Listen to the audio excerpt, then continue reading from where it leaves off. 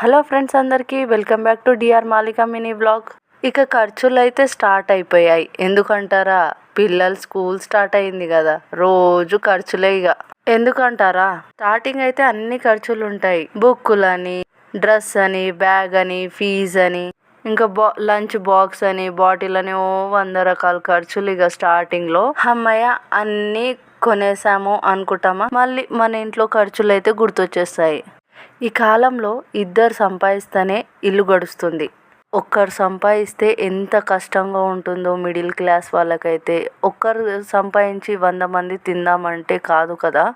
ఆ ఇంట్లో ఉండే ప్రతి ఒక్కరు పనిచేస్తేనే ఇల్లు అయితే గడుస్తుంది. మన మిడిల్ క్లాస్ వాళ్ళ బాధ కక్కలేము మింగలేము అన్నట్టు ఉంటుంది మన పరిస్థితి. కానీ మనం ఏం చేసినా మన పిల్లలకి ద బెస్ట్ ఇవ్వాలనుకుంటాము. ఎందుకంటే మనం ఈ స్టేజ్లో ఉన్నాం కాబట్టి మన పిల్లలైనా మంచి స్టేజ్లో ఉండాలి అని కోరుకుంటాము. ఎందుకంటే ఏ పేరెంట్స్ అయినా అదే కదా గోల్. మన పిల్లలు బాగుంటే మనం కూడా బాగున్నట్టే. నాకు ఫస్ట్ మా వాడు ఇంట్లో ఉన్నప్పుడు అబ్బా ఎప్పుడు స్కూల్కి వెళ్ళిపోతాడా అనిపించేది. కానీ ఇప్పుడు వాడు స్కూల్కి వెళ్తే ఎప్పుడు వస్తాడా ఇంట్లో లేకపోతే అసలు ఏం తొయ్యదు. కానీ వాడు చదవడం కూడా ఇంపార్టెంటే కదా.